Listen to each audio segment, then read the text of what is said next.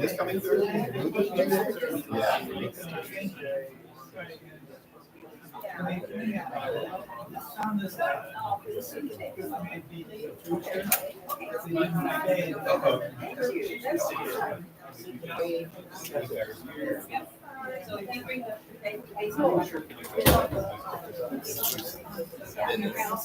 Are you cool? We're not making the presentation. Oh, good. So, our last meeting, broadcast. Hi. Good. Oh, okay. You're looking very trim. It's your summer thing here. Yeah, just tracking. Yeah, just tracking. Hey, Richard. Hi, it's How are good to you? see you. I have 10 more to do. It's hard.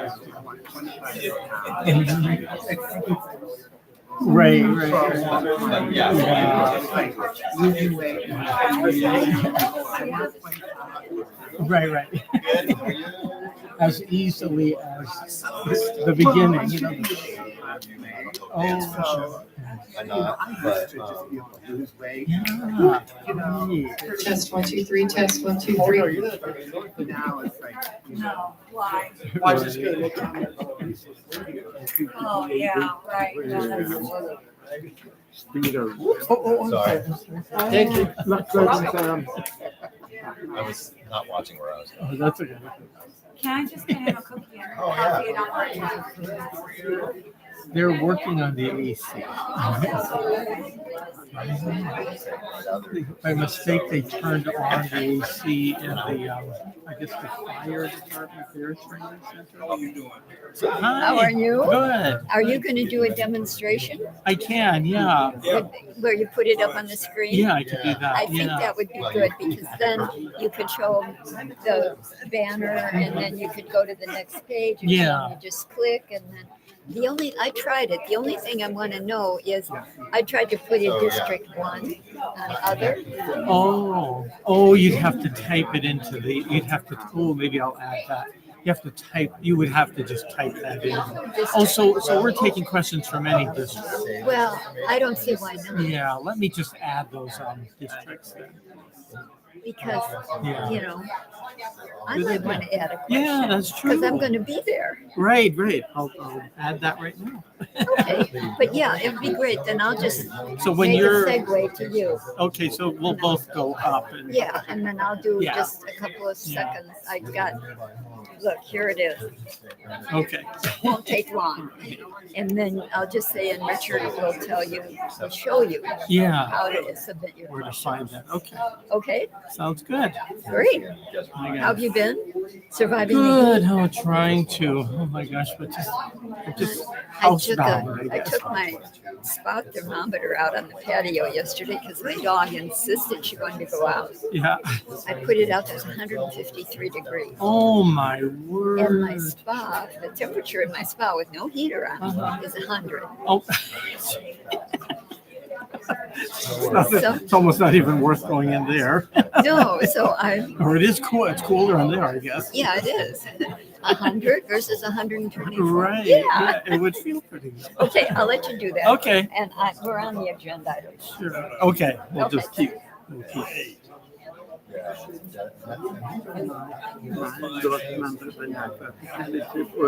Yeah, no, we're good.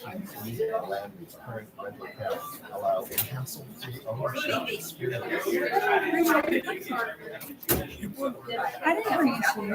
I didn't do that. So anyway, this information, I'll just pull this.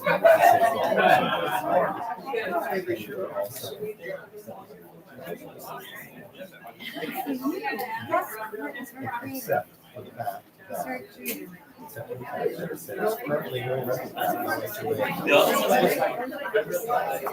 Available up to $100,000. It was everything, like everything To show Good. tomorrow what the numbers are not.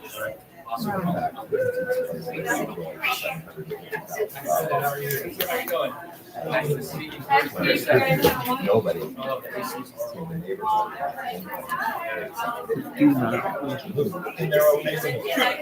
It's like not only. Hold on, let me get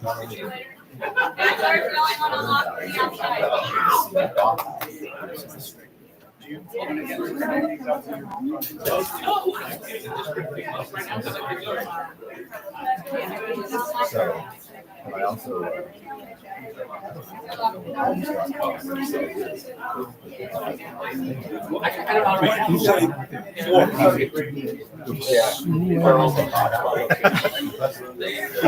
They're buying these for every 50 and they're able to sell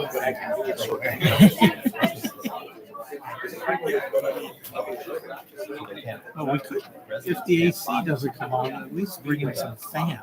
Where's that emergency guy? Not, that's what Denise said. They're supposed to turn it on. I was here yesterday. But,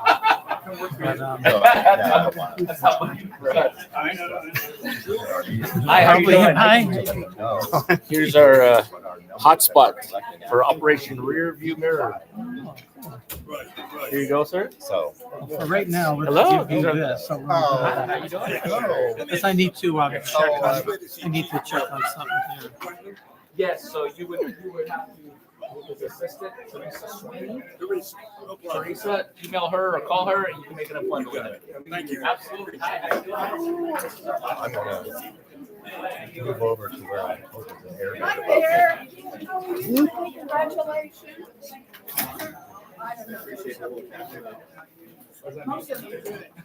Thank you. Thank you. So, you're pretty busy with all this stuff. Oh, with this, it's all good. Yeah. So these are the hotspot areas.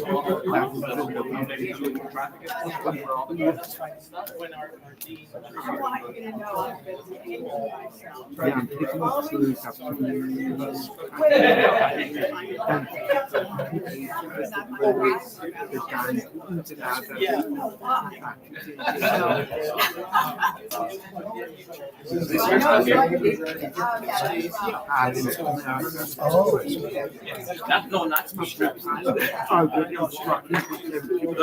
are the hot spots. Hot spots for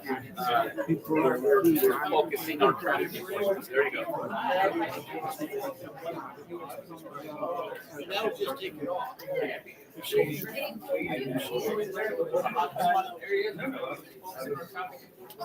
Oh, okay. That's what you told me. That's what you told me.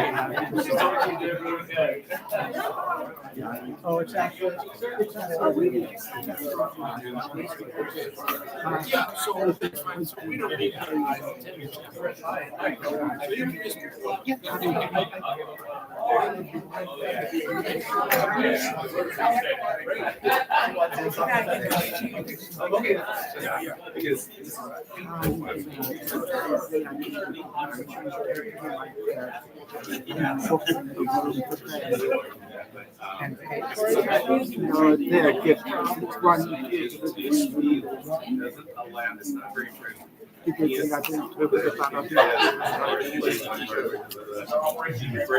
No, I no,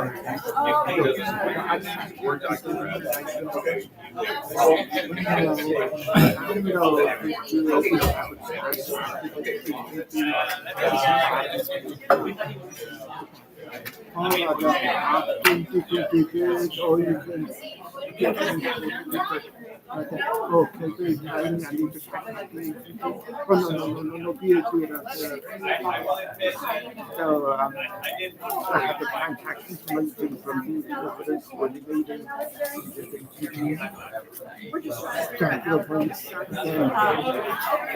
So Yeah, we have to sign it. the first from them, and then the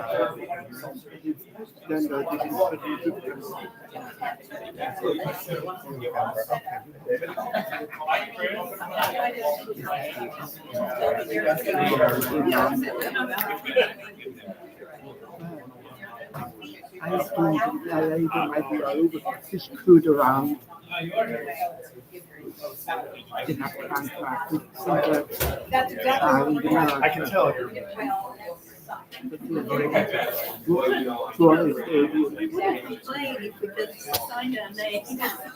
We tried it. We had to make it difficult for people to hear us. You're just trying to read out the old people. I know. Here we go. That's again. They can have it meeting.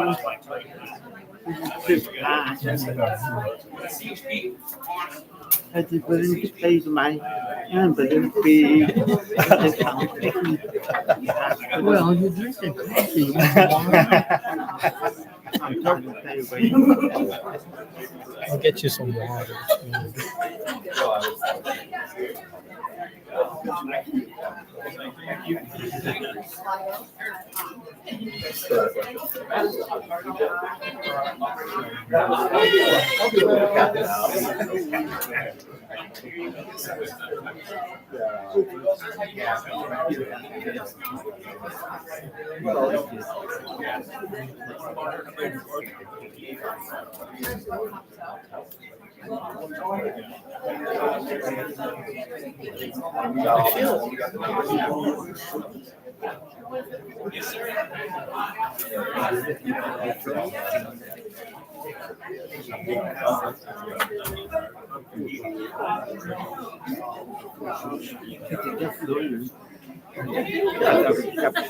I feel air moving.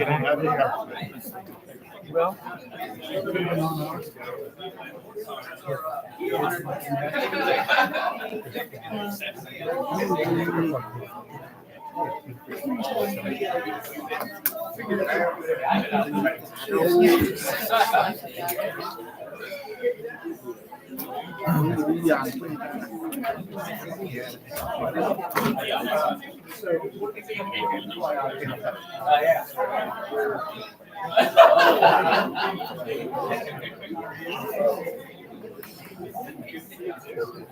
It's good to see you.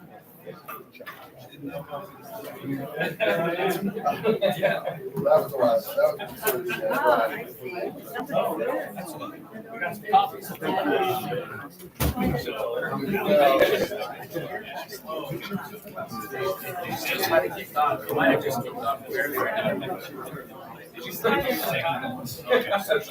Yeah, because I texted you. I was like,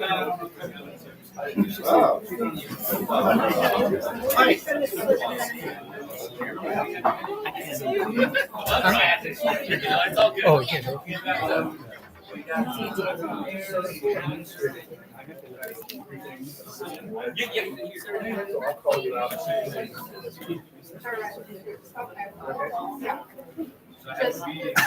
I know.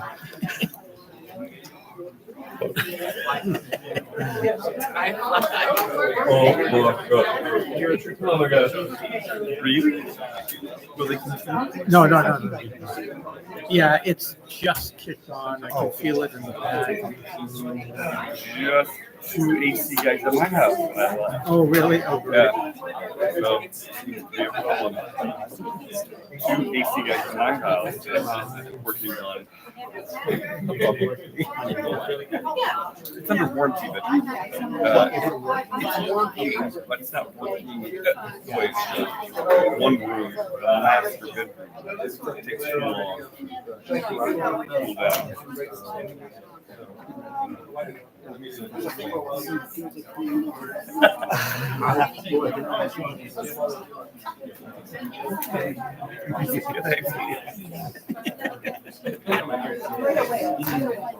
I was awake at 4 this morning to pick up Matt at 4:30 this morning to drive to the hospital for another procedure. Oh dear. I was like, I know. home and she was texting me. She couldn't remember because they gave her the happy juice. She couldn't remember the order of things. I haven't responded, but You know what? It's what you're. well, we hope we'll see what the results are from today's exam. It's been a year. Well, a year. So 4 months. A year, 4 months.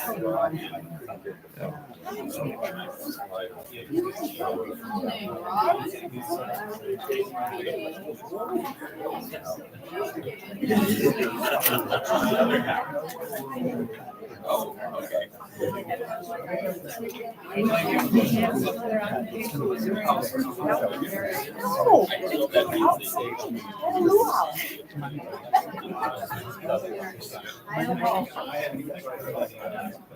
Oh, man.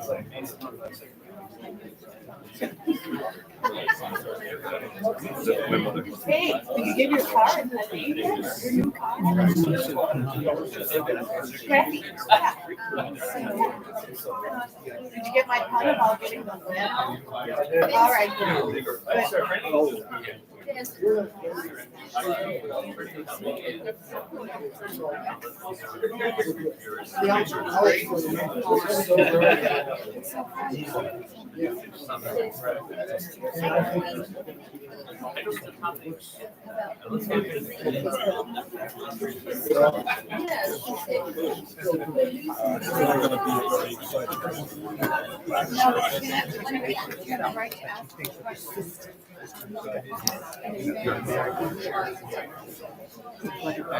It's to go to like the number that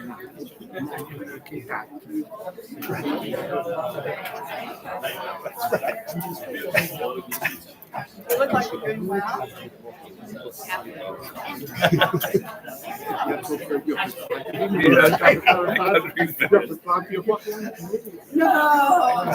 Although that's war. You got it. You know, fashion design.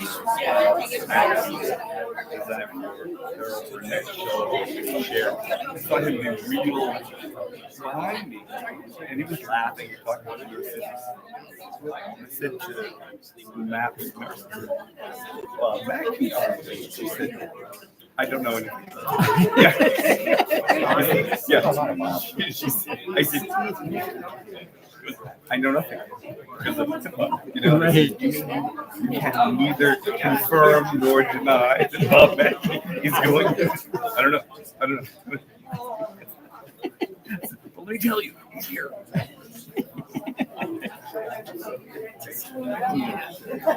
You're very thin. You want to split it? No, I'm trying. You are obviously. I mean, I'm saying.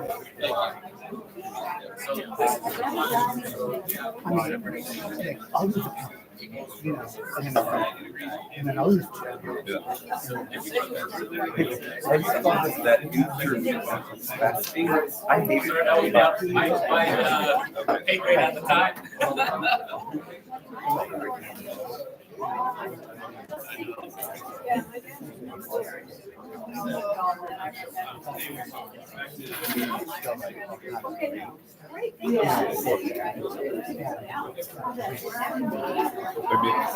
That's the That that's all that those stuff. instant calories. That.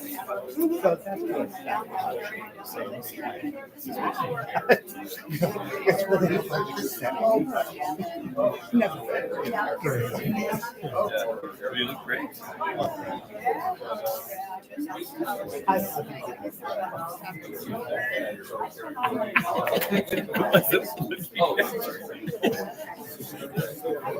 Palm Springs maintenance. And I've learned in this generation, you start in your 20s. So, for being in this show, I've done it myself, and really, but you're still in your 20s.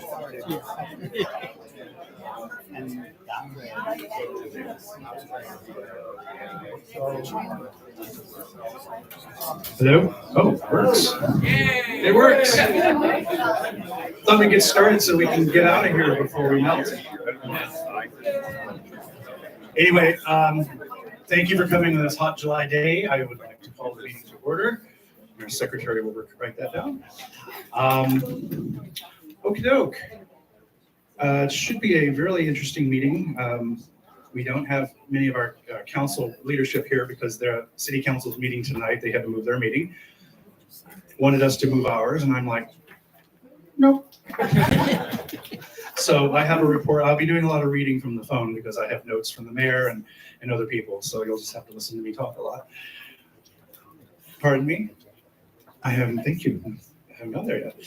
All right, I've been reminded. Well, first we have to check in with Slido. I think this is becoming a habit. We all got checked in. Nothing big to vote on tonight, so we don't have to have a quorum, but good practice to do. So please do that. So regarding approval of agenda, there's some things that came up in the 11th hour that I need to add. One is more of an administrative bylaw thing that should have been on the agenda. So if you'll bear with me here, we need to add, it'll be all under the administrative matters section. The bylaws remind us that we have to reconstitute the nominating committee. Can you believe it's halfway through the year, but we have to be thinking about next year's election and officers and so forth. So that item is going on the agenda, and I'll have like a sentence to say about it in a minute, but I want to add that. I somehow omitted the fall home tour from the event listing because I now have a report to read. So I would like to add that. And then Carlene wants to talk about an event she did, and she's got like a little visual board back there, and I told her I'd give her a minute or two to tell us about that. So with those additions to the agenda, if I can get a motion to approve the agenda. Sir, a second, madam, thank you. Any opposed? That shortcuts that. Thank you so much. Okay, the minutes of the June meeting a month ago. Entertain a motion for that, please. Arlene and Ardeen, any opposed to that? Thank you. All right. Any new visitors here tonight who dared to come out into the heat to see us for the first time? Danny, no, you've been here before. Thank you for participating. No one new? Okay. We'll tell all your friends they can come next time. Speaking of next time, good thing I thought of that. We're dark in August. No surprise. The city's closed. We're closed. Everyone's going to be hot. So we do not come in August. We'll resume in, there's David Reddy. Hi. September date, I'm not on top of my head. The 10th, I think. I'll remember that in a moment. You should never look at your phone with all the messages popping up. So yes, please don't come in August. Come in September. All righty. So moving on. This is going to be a fast meeting, I hope. How about that lip sync competition? Yeah. How many went? Show of hands. Great. Yeah, it was, everybody will tell you, it was amazing. We sold out. The acts were amazing. My God, the costumes, the singing, the dancing. I mean, this is just, what a great event. So anyway, thanks to everybody that made that possible and our volunteers that helped out. What else is there to say? We're still doing the bookkeeping and all of that, so it's still fresh. It's only been 2 days. So at the September meeting, we'll talk more about the outcome of the event. But in the meantime, thank you for supporting it. It was a hot day, and it was nice to be in a cool space, cooler than this room. So thank you all for that. And we'll have more to say soon. Okay, National Night Out, real quickly. I could have dropped that for today, but National Night Out in, yes, Vegas is here. Are you doing National Night Out this year? I can find out. I'm not in that planning committee, but hope so. Danny knows. You are? As far as I know, it is still happening. Okay, so if you're new to town or new to National Night Out, it's in southern cities like ours. It's October, the first Tuesday in October. Most of America, it's the first Tuesday of August, but why would we do that? And it'll still be hot in October. Anyway, I'm not going to take much time. You can go to the website, but it's a great event. The city does kind of a citywide event at the stadium. The model is neighborhoods getting together, probably neighborhoods that don't have like a 1PS where they do a lot of things anyway. But they use it as an opportunity to get together, meet neighbors, barbecue, close streets, have balloon tossing, whatever. But it's a fun thing. It's a great community event. And I've always thought that more of our Norgs should do stuff, not on that night. We don't want to compete with what the city's doing, but over the span of that week or that weekend. So I know of 2 Norgs, Baristo, Ned is calculating Slido as we speak, but Baristo is going to do a little park event in their park. My neighborhood, Movie Colony East, we have like a meatball competition. It was a hit last year, so we're going to do it again. So anyway, I just invite other Norgs to think about it. Ours is the Sunday prior and theirs is the Saturday after. So it's nothing hard and fast, but it's just a great way to do something in your neighborhood in October. And what's good is that the council and city leadership are on notice. They will come to the homes and say, hey, this is what's going on. Again, we hear this a lot. We're lucky we have all this, but we can get people to your house or to your clubhouse or whatever to talk and catch up. So I invite you all to think about that. I'll remind you again in September, but it's just a great event, and particularly if Norgs want to do something. Okay. Ooh, it's hot. All right, we'll do what's on the agenda and then the add-ons I'll do after this. So candidate forum is in October, and I'd like our dean, the chair of that, to come talk, which is going to be quite a full event. Yes. Thank you. I'm Ardeen Thompson, and I am here this afternoon to give you an update on the Candidate Forum 2024. As many of you know, this year there are 2 races for City Council seats and representing Districts 4 and 5. And 1PS is holding a forum on Saturday, October 5th in DeMuth Park from 1 to 4 to hear these candidates. And by the way, they've all signed up to come to this forum. So now we would like to encourage you to send in your questions for these candidates so that you can hear how they're responding. And Richard Allegra is here, and he's going to show you how easy it is to send in your questions. Hi, everybody. I serve on the communications committee with Megan, thank you very much. And I'm the person who handles the website for 1PS. Pardon me. And if you go to the home page, you all know the home page address? Good, very good. And this is where we constantly change things. There's 2 places to go. One is, this mouse is, oops. One is clicking on this, where it says events at the top. This mouse is tricky. And then where it says 1PS Candidates Forum, there's 2 sub menus under that that'll take you to, well, I'll just go to it. Let's see.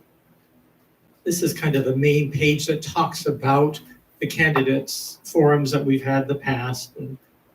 And you can also click here, or it'll give the schedule that, oops. Come on, it will work. This mouse is bothering me. Is this a touch screen? No, it's a button mouse. There we go. And so it shows right here our candidates forum for this year and the 2 districts and all the information that you need here. And then from here, you can click on questions for candidates.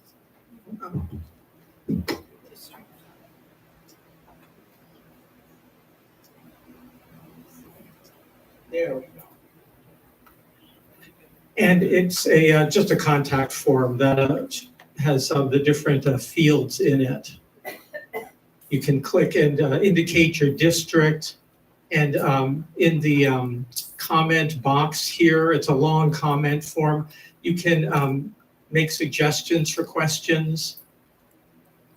And then it would be helpful to have your NORG name in there. That's just helpful for our dean and Don Barrett, who are working on this. And then optionally, put in your email address and your name. The email is helpful in case you typed something that you didn't intend. They can always get back to you and ask a question to clarify. Okay. The other way to get to all this is just to click on this candidates forum image that's here. If you click on it, it'll take you to all those pages once again. So those are the two ways that you can do that. If you have any questions at all or need some assistance with it, please, you can feel free to contact us just using the regular contact 1PS forum as well, or talk to our dean. Great. Thank you guys for doing that. Year after year. Is there any criteria for the questions, or is any question acceptable? Criteria, Any questions for the candidates? favorite color, house, Is pet. there a process for selecting questions if you get 500 submissions? Or you get They're probably going to cull them together if they're the same question. Yeah. It's a big committee. Yes, sir. Only questions from District 4 and 5? Only questions from District 4 and 5? Can anybody ask questions? Anybody can ask questions. So you don't have to be just from 4 or 5, but you have to be in Palm Springs. Any other questions? They vote on citywide issues. Pardon me? I said they vote on citywide. Exactly. It's citywide, right, exactly. Okay, we're looking forward to that. All right, so as promised, the nominating committee, according to our bylaws, we have to organize that. The good news is we don't have to really do anything until September. So if you have a burning passion to be on this board, I'm sure everybody does, submit your name, tell us. Paula's laughing, she's chaired this committee for years. Chair Emerita. The slate is prepared by November, and then the election is December to start. The slate goes out to October, November, and then the vote is in December. Right. So September, the last 4 months of the year, we're making this move forward, which is why we had to constitute it. And Rick Bowman, thank you, has stepped up to chair this and run that. So thank you. Nobody seeking office can be on the committee, so that's a criteria.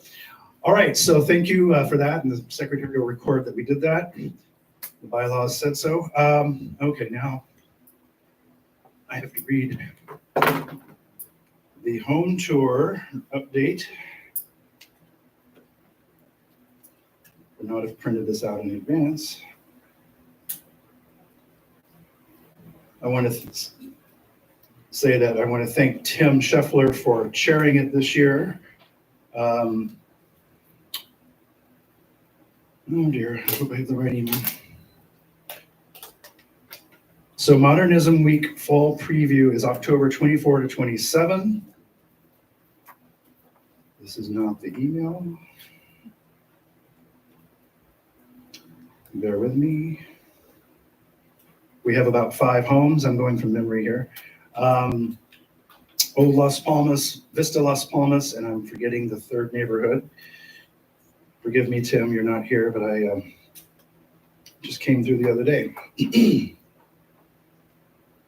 So we will fan ourselves while I pull this up. And get ready, the mayor's report is in the same list too. Okay, well. All right, I'm very well prepared here. Sorry about that. It's buried. Can anyone from the board help me out here? I can do my report if you want, Chris. We'll get to you.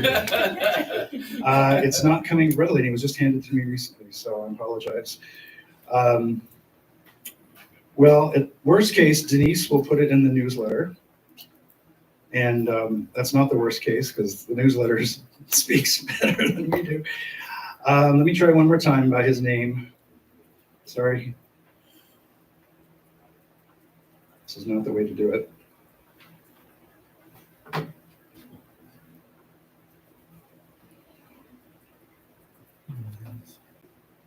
Okay, well, more to follow, but it is in October. We have some time. We can talk about it more in September. And we can send out a note with more of that information. So I apologize. It's not coming up early. Hope the mayor's does. Carlene, you wanted to have a few moments while I look for these emails?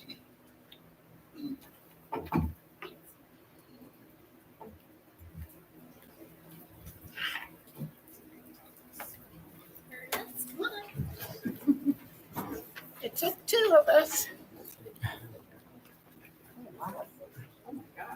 That's cool. It's a little school project. Oh, so we talked about coffee with a cop. One of our first problems was no coffee shops in District 4. So Ernest got us Topwoods Creek, their clubhouse, and we decided that we wanted first responders, not just police officers. We asked the fire department and we asked Danny to join us. We asked just our neighbors in District 4. We wanted our full-time residents to come out, meet each other. We had how many that didn't even know they lived in the same neighborhood with the people that were there. And then they got to talk to the officers and the fire department. Want to tell them about the fire department? It blew away every expectation that we had. Not only did they come out in full force, but everybody was engaged. Seeing first responders going around, reaching out to people, and getting that positive feedback. Wow, thank you for including us. Thank you for including us so that we can get with the community and talk to them, answer their questions, and just connect. It was something that I was not expecting to hear that kind of feedback, and it felt really good. Overall, it was an amazing event. And that gentleman back there joined us. Mhm. And he's in the picture over here. And it's the one that brought tears to my eyes. Because he and the other officer are not standing over the people talking to them. They're actually down here, eye level with the people they're talking to. And that's what touched my heart. Is that they're one-on-one with these people, looking in their eyes and listening. And people came up and said, I finally got my questions answered. So I think if you try it, maybe even Ranger will come out and say hi to you too. But it's a good and different way to bring your neighborhoods together. Yay.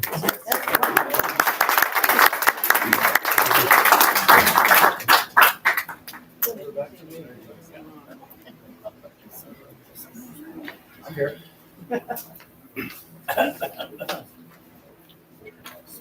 All right.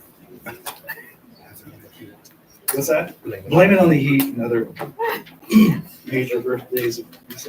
All right, you can stand over here. All right, apologies to Tim. I still can't find your email, but I did find the mayor's email. I think that's probably important. All right, so I'm just simply going to read it because he wrote it to be read. So they're in session right now. First and foremost, congratulations and thank you to Shan Carr for putting on an absolutely incredible Lip Sync concert fundraiser. It's events like this that showcase what a remarkably dedicated, diverse, connected community we live in. Thank you again to Shan, all the volunteers, all the contestants. You remind us all why Palm Springs is no place else. I did hear Scott Stiles is committed for next year and already practicing his moonwalk. No loss of humor here. Second, we know that we are an extreme heat wave. No kidding. City cooling centers, not here, are open 7 days a week and will continue to do all we can. One of the most important things we do is check on friends and neighbors. And one PS. Here are city council updates. He texted me something's been removed, so I'll see if I remember where that is. There was an important update on all the bridge projects in the city. We did decide to hold off on the South Palm Canyon Drive low water crossing bridge until fall. You can find the updates on engagepalmsprings.com. We approved a new playground on Barristo Park. This is the same company that that just did the playground at Victoria Park and is working on the one at Demuth Park. We approved the sale of the Serena Park, also known as Palm Springs Country Club. The new owners have committed to addressing a lot of issues, including, among other things, maintaining the grounds, enhancing golden sands, adding a third entrance. Brendan asked me about that earlier. Getting builders for 386 homes within 14 years, paying $3.2 million to the city. That sounds good. That can then be used for buying open space. We have now finalized our 24-25 budget. We approved a 2-year budget last year, so this was an update. TOT and sales tax are down a bit, but we are essentially on track. We also voted to continue funding the free Thursday nights at the Palm Springs Art Museum, which continues all summer. I encourage people to go, and it's a great way to escape the heat. We had a great meeting with all the boards and commissions on June 17, with each presenting their accomplishments and many including plans for next year. Thank you to everyone who volunteers. While it was very hot, most of our July 4th events went as planned. The opening of the Victoria Park Playground was a huge success. Thank you to the Racquet Club Estates Nord for participating and giving out free bubbles. Was that champagne? Maybe not. The playground has great color, shade, and can accommodate 200 plus kids, has ADA accommodations, places for kids with mobility issues, and places for kids with neurodiversity issues. Please be sure to check it out and see what's coming out at our other parks. Tonight's council meeting. Wish we worked out that we could be here. They have air conditioning. We are, okay, this is big and part of our agenda tonight. We are voting to remove the sunset on Measure J. Measure J is set to sunset in 2037. Well, that's too far away. It can always be ended by the voters, meaning it's not permanent. It can always change in the future. Measure J currently contributes over $22 million to our city. Our general fund is $175 million. So Measure J is in addition to that. We will need Measure J to fund the new library, Fire Station 1, continue with increased road paving, parks projects, public safety projects, etc. Measure J is a sales tax, so it does not tax groceries, prescriptions. That's good to know. There would be no change from our current tax. If passed, this will be on the November ballot. City staff can educate the public but cannot advocate. City Council has a little more leeway, so please call or email me with any questions. We are beginning the processing of vacating Museum Way, where the Forever Maryland statue is. This is not approval of permanent location of the statue. Currently, this is just the process to make it not a vehicular street. We are voting to, okay, he said they're coming on. Some of tree trimming, they're not doing that tonight, so I'm moving on. Blue Zones is coming back with a presentation and request to fund the program for 3 years for $180,000. Riverside County Public Health Department has been able to get the program almost entirely funded. So this is not the multi-million-dollar commitment we had before. I have the comments received in the past from 1PS and will raise them. And just so we're all transparent, 1PS took a look at this last year and felt it wasn't the best fit for Palm Springs. And I won't take any more time on that. Last year we had an agreement with Picasso, which does the managed co-owned housing units where they could keep the 5 that existed with regulations, but no more. Picasso, that's a home sharing program, I think. We agreed to come back with a discussion of the regulations. Instead, they have to come back with regulations and an ordinance allowing 30 additional units. There's a lot of detail here. 30 would be no more than 2 per neighborhood, and so forth. There's a lot of detail I'm going to move through. So they're talking about Picasso tonight. We will be looking at adding a 65-foot flagpole in the Arenas district. More news to follow. We are looking at passing an ordinance that will prohibit encampments and sleeping on public property. If passed, this would take effect after the Navigation Center is fully opened. The goal is to provide shelter to anyone who needs it, but require people to accept help. And that concludes the mayor's report. So kudos to the mayor and the council tonight. Thank you. And Scott Stiles, the city manager, is in that meeting. He said ditto. So we are well on schedule here. All right. More from me. See if I can get my screen back. Richard, I mean. Oh, if you need, I can. Thank you. When you have tech people along, you just.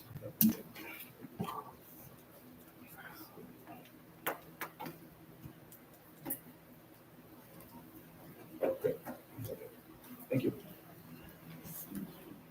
All right, so we've been speaking a lot about Measure J, and thanks to Naomi, who's here, I see, and others who've talked about Measure J. And I was at a breakfast this morning with the city on announcing this rollout. Let me just think about what I'm doing.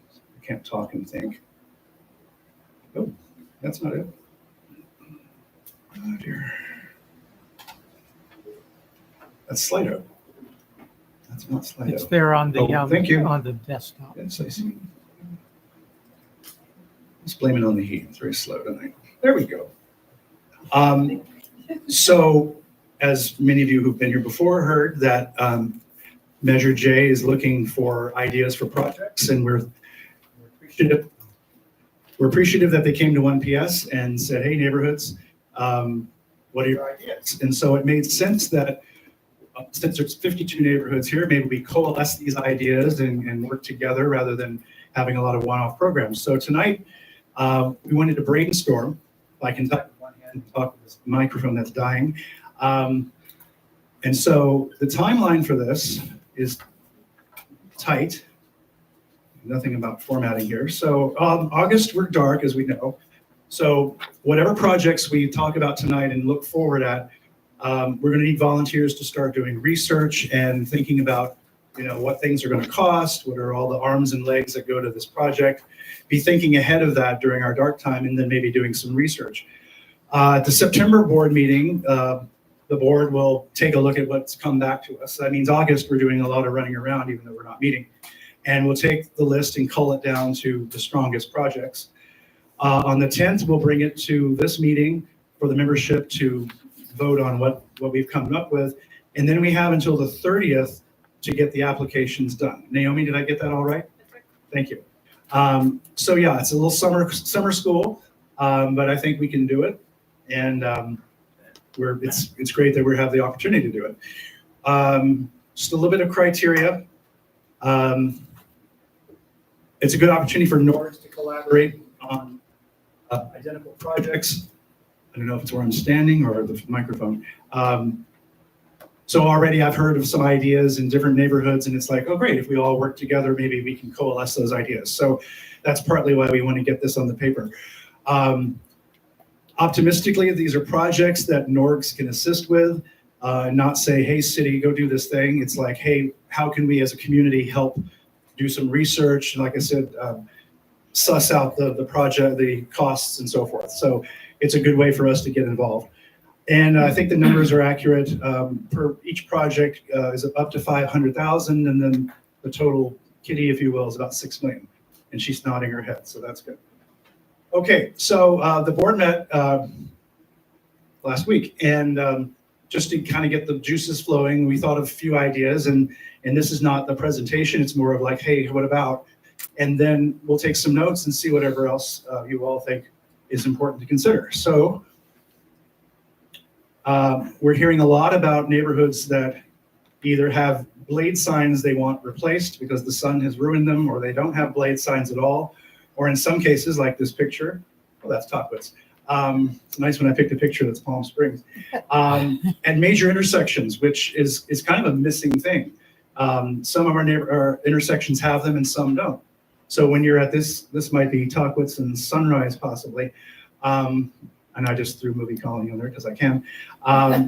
There's no sign like a neighborhood here, neighborhood here. So it's a way to kind of help people find their way through town. But at any rate, we can look throughout the entire city and come up with ideas. So that was something that I've heard several times from different neighborhoods that, can we get more blade signs?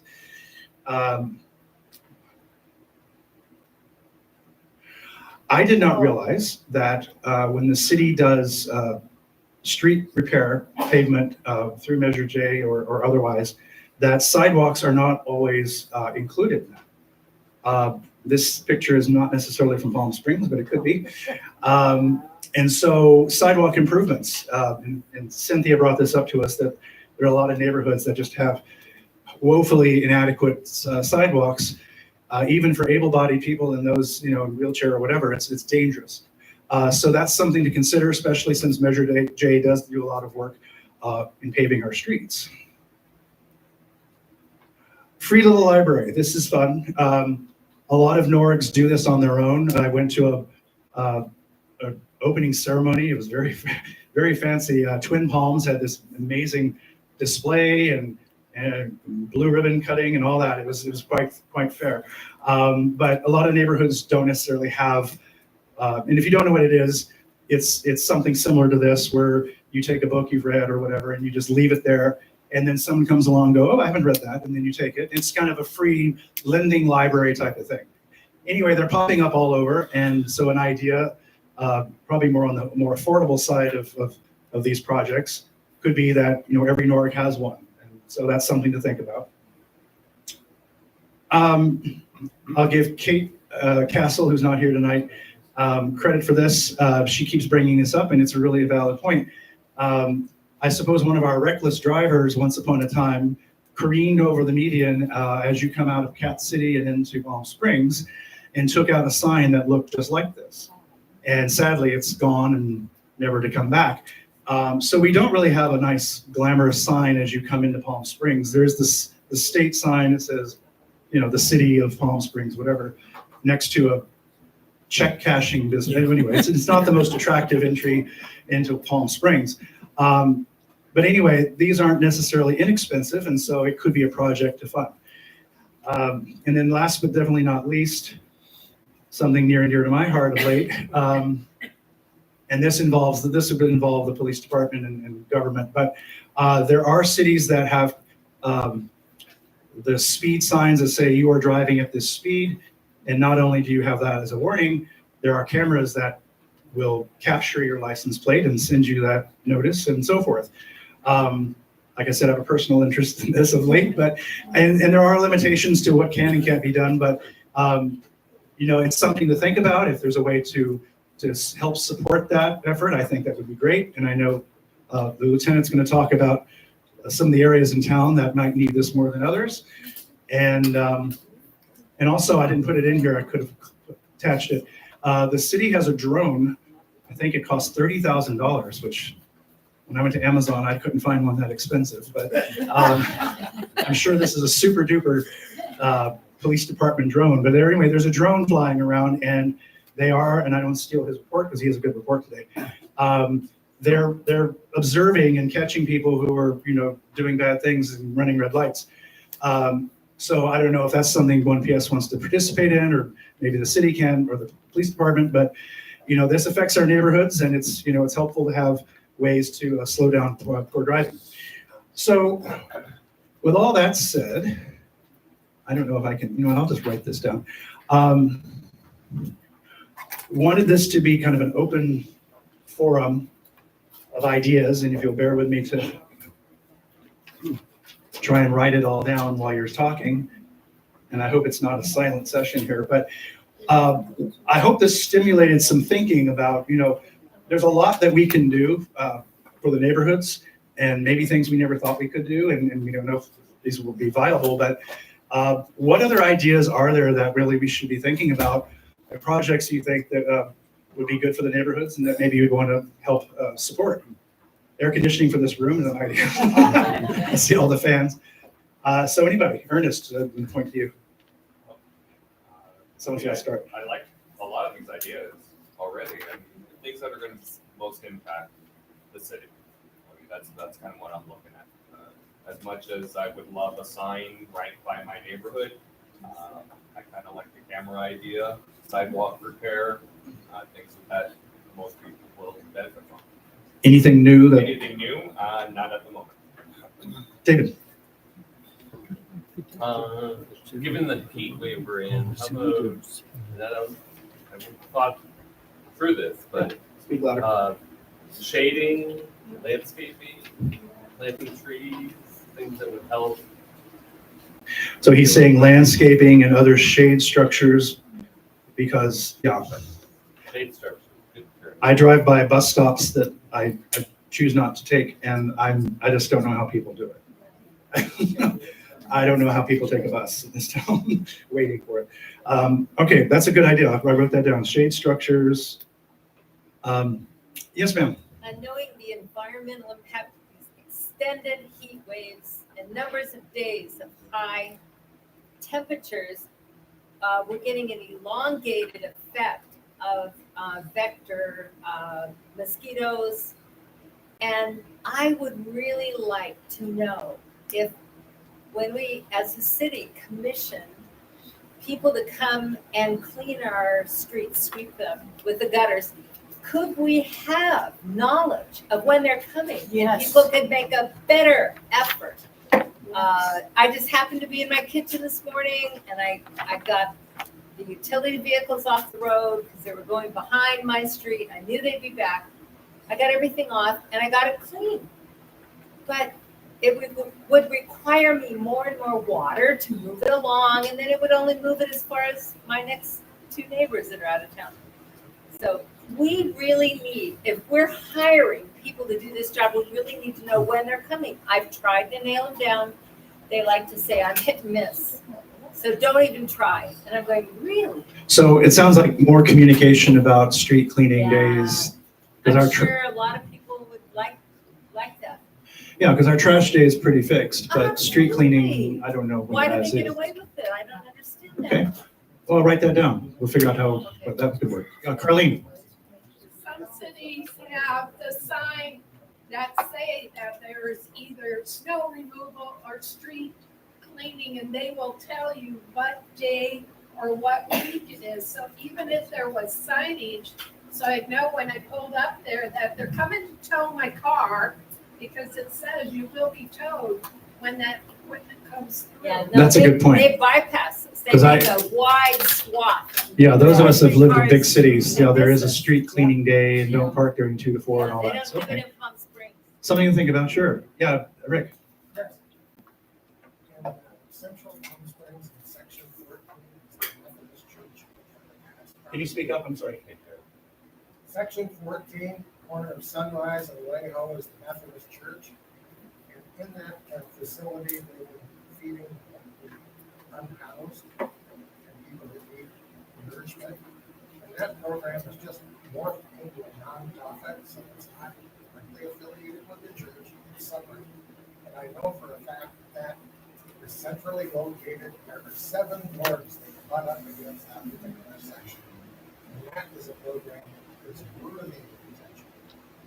The services on segue into another thing. At that same location, we have a community composting program that's been ongoing for, say, 2 years.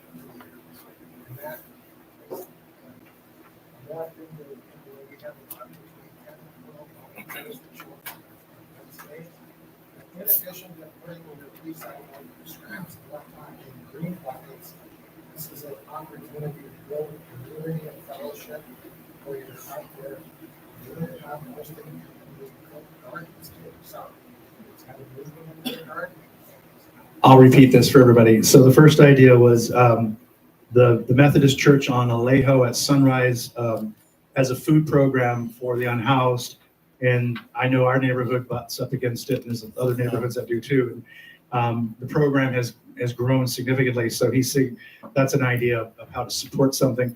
And also there's a community composting area that I didn't realize was there. Is that at the church as well, or just on that block?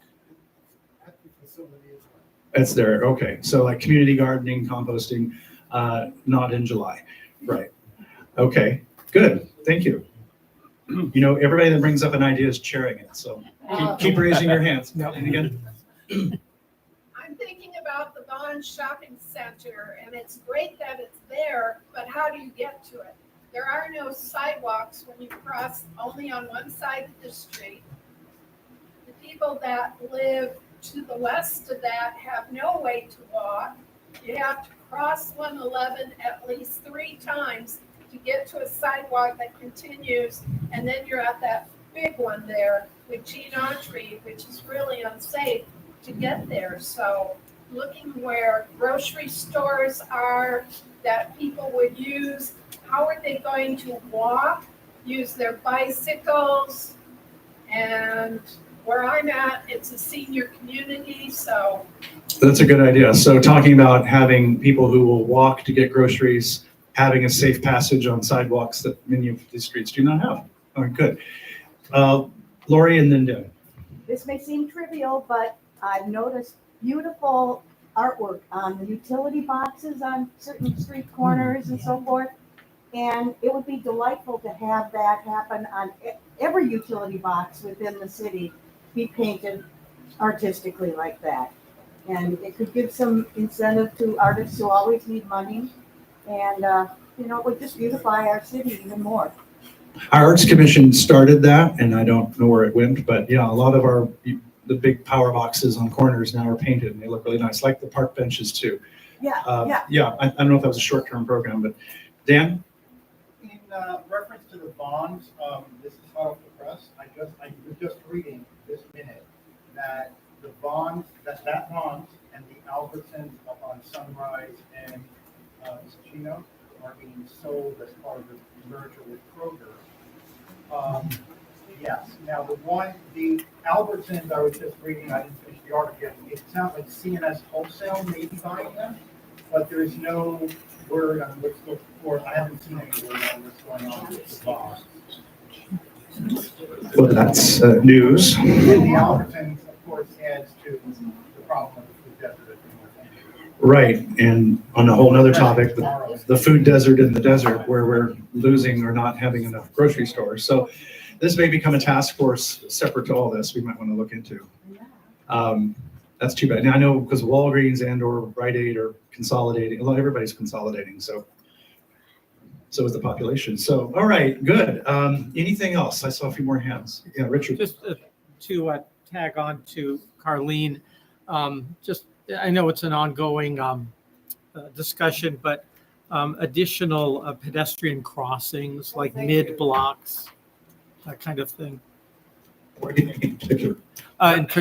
For Sonora Sunrise, I think it's South Cerritos and Ramon. I don't think they could do it, but because of the traffic, but because so many kids go to the skate park and. Are you talking about crosswalks or yeah, those little crossing? Probably those kind that have. It's a new kind of thing that the red lights flash. Oh, or the it's yellow, a flashing I think they crosswalk. call it an owl or something. That's But, good. Include Sunrise on that. You cannot get across Sunrise unless you want to get killed. We've already killed a couple pedestrians, so the question is, how many do we kill before we get across one? Particularly in front of or roundabout where the new condos are next to that. They're wonderful. All right. But I noticed today, someone just making a shortcut across that we really need, even if it's just a zebra, So crossing. make it safer for jaywalking. Hey, I don't like that. What do you think, Mike? Mike's not paying attention. We need more jaywalking opportunities. I agree. Jaywalking's not illegal anymore. It's not? Oh, thank you, Supreme Court. All right. We can't try and teach them a lesson. Okay. Right? No, that's an interesting We have to point. keep Yeah. them safe. So there's a lot of street-related stuff here. I'm hearing about sidewalks and crossings, and this is good. Any more idea? This is great. I'm glad. Please, more the merrier. More fans in the room, I see. Anybody else with more ideas? Yeah, Colin. No specific location, but just in general projects to help with bikes and bike paths. We have a lot of bike loops that don't always have clear markings, I know, and so maybe just some projects focused around improving the bikeways. Thank you. That's a good point. Also, because I see in some areas that I don't drive through a lot, what's that? The CV Link. They're expanding, and there's lanes starting to pop up where people can ride their bike through. I've not done that, but I know that's popping up as a way to get through town. So this is good. Denise, well, we can work together on how to communicate this because we're going to have to keep this conversation going. I took notes. Good, good. I'm going to want to post this somewhere and I'll have to figure out how to do that. But I definitely want everyone who had ideas to please keep talking about them because we all need everyone's help to kind of, like I said, put legs on them. So this slide about please volunteer to research what your projects need to succeed, time, materials, labor. So the blade sign comes to mind. There's a vendor that does it, Zumar, I think they're called. They usually have a minimum order, but if we're looking at the whole city, that minimum could be negotiated. Then there's the labor that the city puts into it. So every little kind of line item we want to think out because Measure J is not going to want to do all that research. So we want to bring them a project that is just ready to just roll out and write that check. So please put some more thought to that. I'll be the lead on this. So, contact me at any time. I don't answer the phone, so you don't worry about bothering me. But I will get your message. Let's please, and Carlene's got a question. No, I'll take sidewalks. Because you suggested it? No, because it's not only where I live, other places where I go, it just amazes me because people don't know where to walk. Cars are going all over the place. Right. And we had that sidewalk study that I took part in. Good. Okay. Thank you. We won't take everyone's name down tonight but let's dialogue. Let's please, call me and we'll keep circulating this information through our email list. And then let's see, 3 to 5, we got like 10 or 12 on this list plus whatever. So we may come up with a lot more than just 3 to 5, but let's see if we can get like something really solid so that we have a chance of competing for this prize money. Because all of this benefits the neighborhoods wherever, even if other organizations do this, it benefits our neighborhoods, but let's see what we can do together. So anything else for the good of the cause on this before I move on? But I really appreciate the brainstorming. Awesome. Okay. Last but not least, we're going to get into our city departments. And I think Mike has a report. I should say Lieutenant Villegas. Mike's fine.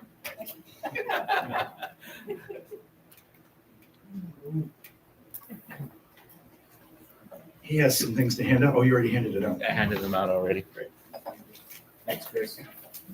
All right. Hopefully everybody got a handout. How's everybody doing? A little bit hot? Yeah, I Just know. a little bit. Just myself as well. So if you look at the handout, it's the map of our hot spot areas for traffic collisions, speeders, and those are the areas we have been focusing with Operation Rear View Mirror. So when we started this operation on June 18th, More of those? yeah, they're up there. They're on the counter. And so the number one traffic collision factor with most of these collisions was speed, bunch of speeders. And the second was DUIs. And also the third one was people trying to beat a left turn. When you guys have seen a lot of the signal lights in the intersections have changed to protected left turns, meaning now you can only make a left turn if you have the green arrow. So the city's done a great job of helping us out with that. So those were the top 3 collision factors. So when we started this operation, it was all hands on deck, including the chief, command staff, to go out there, do traffic enforcement. And it is not just to issue citations, it's an educational piece as well. We do issue site warnings that are documented. We maintain in our system. So some of the things that Chris talked about, we did use our drone on a couple of operations to do red light enforcement. We did one up on Via Escuela Gene Autry. That's a high collision area. Obviously, weather plays a big part of it with the wind and visibility. The other operation we did with red lights was downtown at Talkwoods and Indian. Ironically, at Talkwoods and Indian, a lot of people were behaving. So our drone, we don't put it just on right over the intersection. We keep it at a distance so we can maintain a visual of it.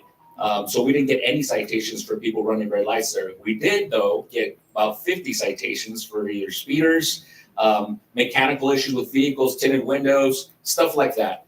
At Via Escuela Gene Autry, we did issue 8 citations for people running that red light at Villa Escuela right there. So that was successful.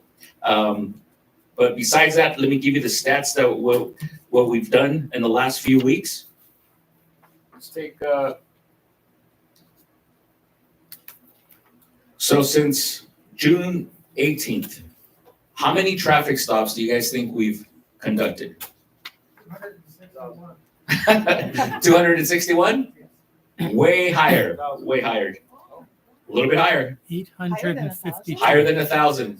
All right. Yes, higher than 1,000. Just underneath it, 1,472 traffic stops we have conducted since we started this operation. Out of those, how many people got issued citations? Yes. Half? More than half. Ooh. A little bit higher.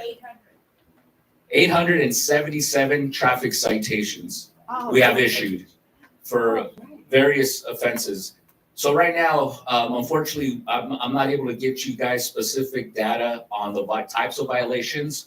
So when our officers, including us, when we do citations, they have to get inputted into our database manually. And the officers don't do that. It goes through our records department. So we are way understaffed in our records department. We have 5 police service officers. We're supposed to have 8. Actually, the 5th one's in training right now. They do a lot of our data entry for our officers when it comes to citations. So we are behind several months. But I got assistance from one of our dispatchers. She's been here with us since she was an explorer. She is going to specifically focus on citations and traffic stops for this operation. She's going to start that next month. So I will be able to have something by September on the types of violations we've been issuing citations for, red lights, speeding, people talking on the phone. Some of the speeders we've gotten a few that have been over 100. Just yesterday, I was with one of the sergeants working. We got a motorcycle going 112 miles an hour. Number one, we were thankful that he stopped, right? And Where? Inbound 111, right by Gateway. So he was flying, and we thought he was not going to stop, but he did stop. So we did issue the citation. There's a specific vehicle code for going over 100 miles an hour. It's actually, it's a wobbler. We can arrest somebody for traveling over 100 miles an hour. It's a misdemeanor. We did it as an infraction because he cooperated, and he fell on the sword, just cruising on the bike, and just want to see how fast he can go. Obviously, he didn't see us until it was too late, and we were able to stop him. So we said 877 citations, and then we've issued 18 for like mechanical infractions, stuff that I was talking about, like tinted windows or exhaust. Sight warnings. These are the documented warnings that we do. They actually look like a ticket, but it's not. But it goes in our database, so that way, if we pull somebody over and we run their license, it comes back that they've been previously issued a sight warning. We can, at that point, we will issue them a citation, and that's part of the educational piece. We don't want to give everybody citation. We want to give, just remind people to drive safe. So we've issued 371 sight warnings, and then verbal warnings, we've issued 184.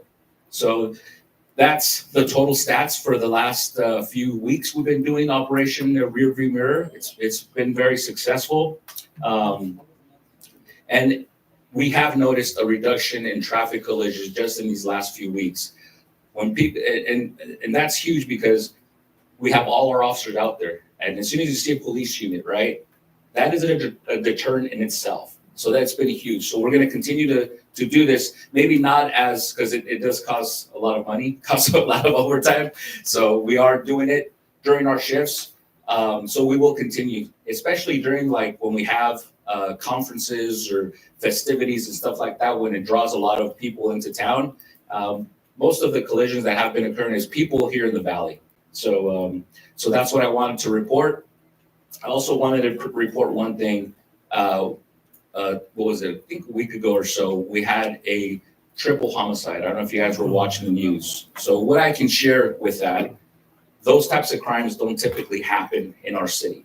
So just some brief facts. There were 3 individuals from out of town. They were all driving together. the suspect, we believe, was under the influence of some type of drug, and he ended up shooting the driver and the passenger, and then he killed himself right under the overpass on I-10 in Indian. So that's what ended up happening. I did a news release that day. We weren't looking for any outstanding suspects. We actually got a lot of information through surveillance cameras around the area that helped us determine and help us in an investigation. So that's pretty much what ended up happening. It's sad. It was very sad because they were all from out of the area. I think the high desert somewhere. So with that, any questions real quick? Yes, Chris. So I know that you can't go after every tinted window in town, but when you pull them over, you can. So was there any citations for that? Yeah, that's what I said. We had 18 citations for either mechanical or tinted windows, stuff like that. So we did some of those for tinted windows. What about tinted windows? I don't understand.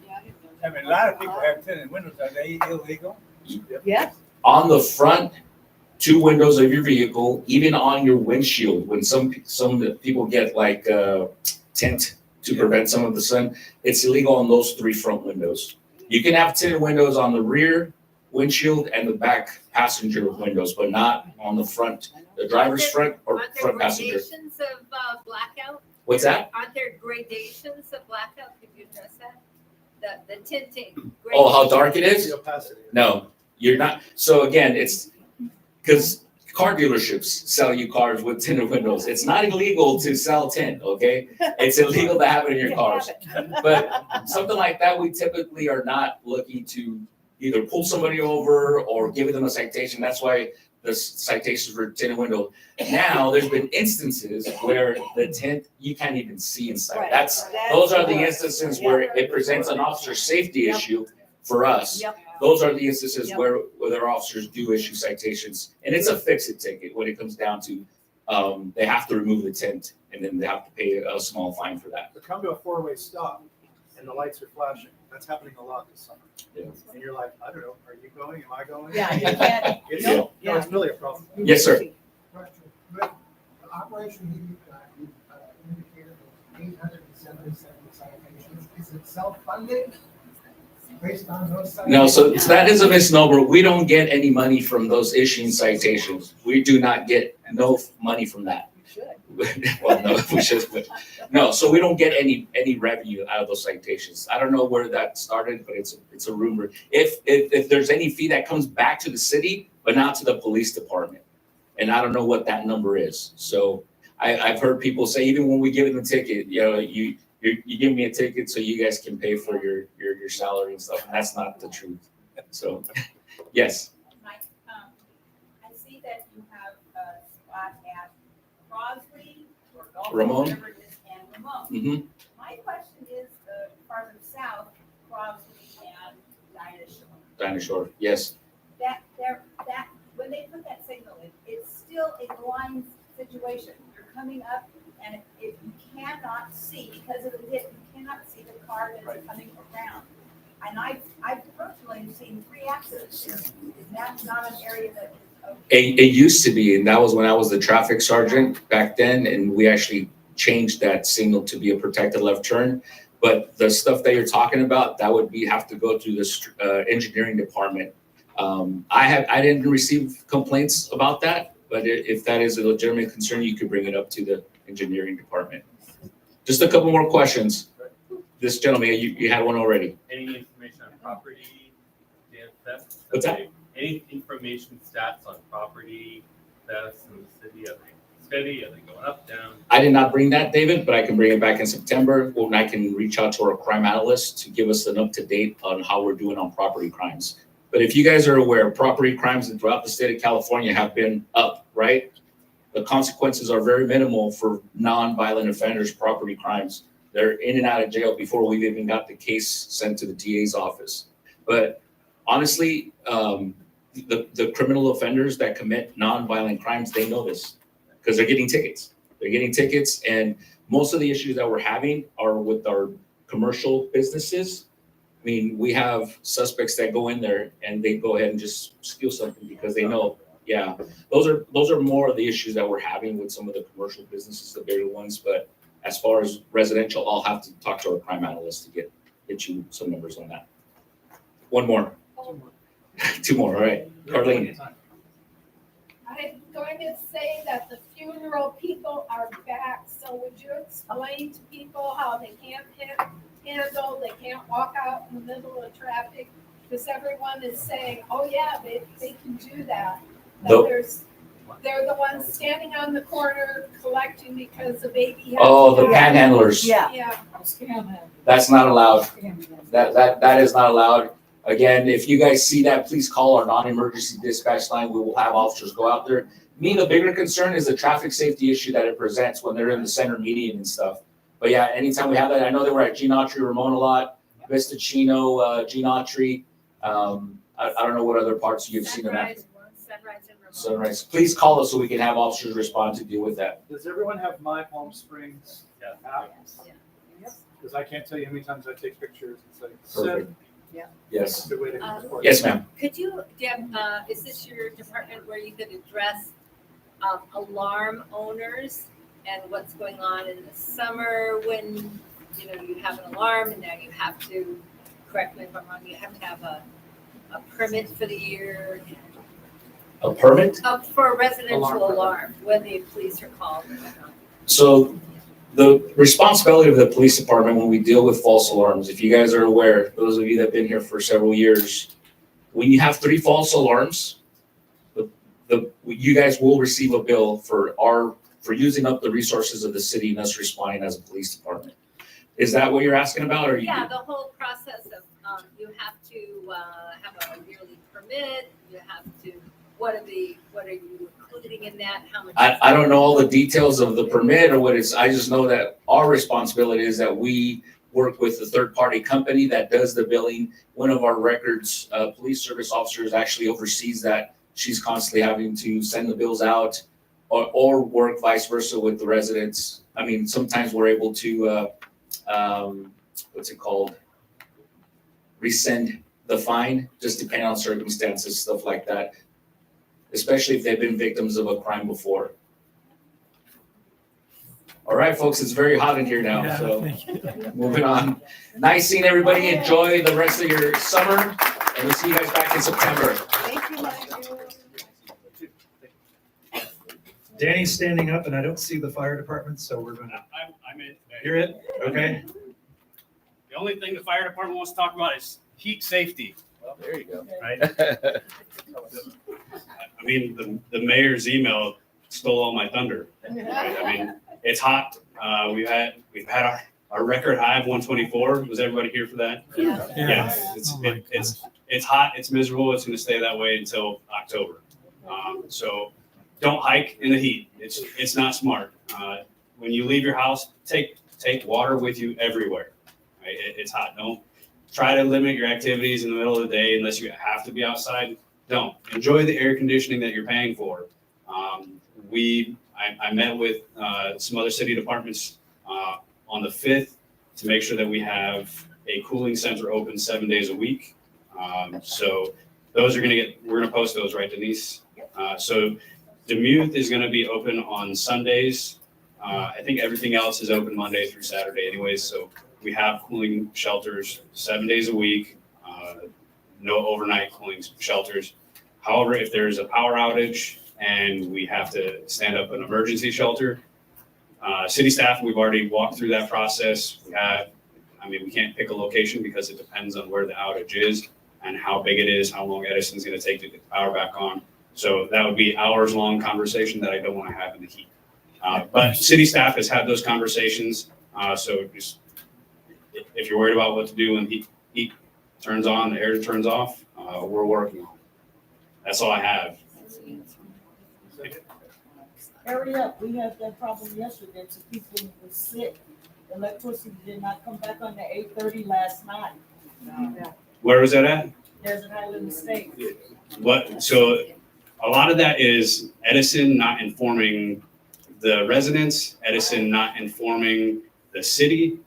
So until we know about it, the city isn't gonna take action if Edison's like, hey, we're gonna have the power back on in an hour, right? If Edison lets us know it's gonna be a prolonged outage, 8, 12 hours, that's when we're gonna make sure the cooling shelter is open and available. I didn't even know that Desert Highland had an outage, and I'm like the number one contact for Edison. So, and I just had a meeting with them today, so I will reach out. It was out from 1 PM to 8 last night. Okay, yeah, yeah. So I'll reach out to Edison, so they know to contact the city if it's gonna be anything longer than 2 hours. They're supposed to call the city. Just anytime from June through August, like it's supposed to be anything longer than 2 hours. We're at least notified. So I'll look into that. It was bits and pieces. Thank you. Does it matter how many households are affected? It's so for Edison to notify us, no. If any segment of any chunk of that segment is going to be down for more than 2 hours in the summertime, they're supposed to notify us. But obviously, they don't always do that. So, but that's the gentleman's agreement that we have with the city and Edison is anything over 2 hours, regardless of the size of the segment. If it's 6 houses, we still have to know because any one of those houses could be a critical care customer, which that's an Edison, that's the individual working with the utility company as a critical care customer. We've requested to get that information and they don't want to provide it, but another agreement is if they have a segment that's down that has a critical care customer, they'll let us know, but they won't let us know what house it is. So should a household that has a critical care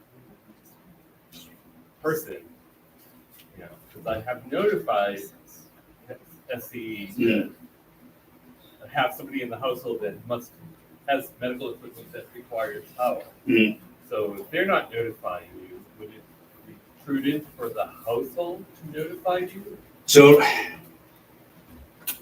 I'm working on a project with our GIS team to get those mapped. We're trying to work through an agreement with all of the utility companies that they will give us the information, and it's all going to be kept like internal to the city where we can pull up the map and see where the segment is down. But for about a year, we didn't have a GIS person, so that project got put on hold. So we just hired 2 GIS analysts, and so we're getting back on that project. Unfortunately, it's summertime, but we are working on it. So You don't want us to notify you? well, there's no way for me to track it. Okay. Yeah, and then like that gets into HIPAA concerns and so there are genuine reasons why I want to know, but also reasons why I shouldn't. Even beyond a critical care patient, should a resident inform fire if there is an outage to confirm that it's on your radar? Or like if there is, how can a resident know that the city's been? So it's a delicate. Mike, okay, that's a delicate question. Again, it goes back to if the outage is going to be 2 hours, there's going to be people that call the fire department and be like, "It's an emergency. I need power now." So I'm not very astute at political answers.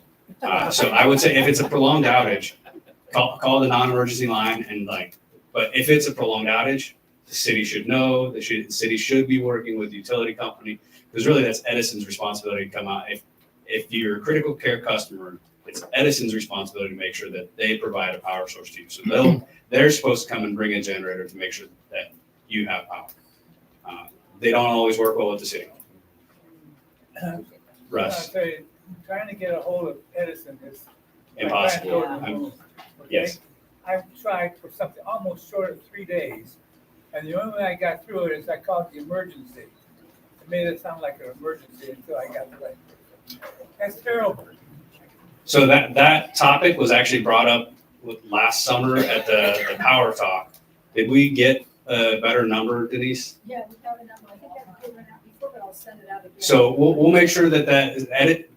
I agree with you, Russ. Absolutely terrible. Like as a SCE customer myself, I hate trying to get a hold of them. But we got information last year on better ways to contact them besides the emergency line.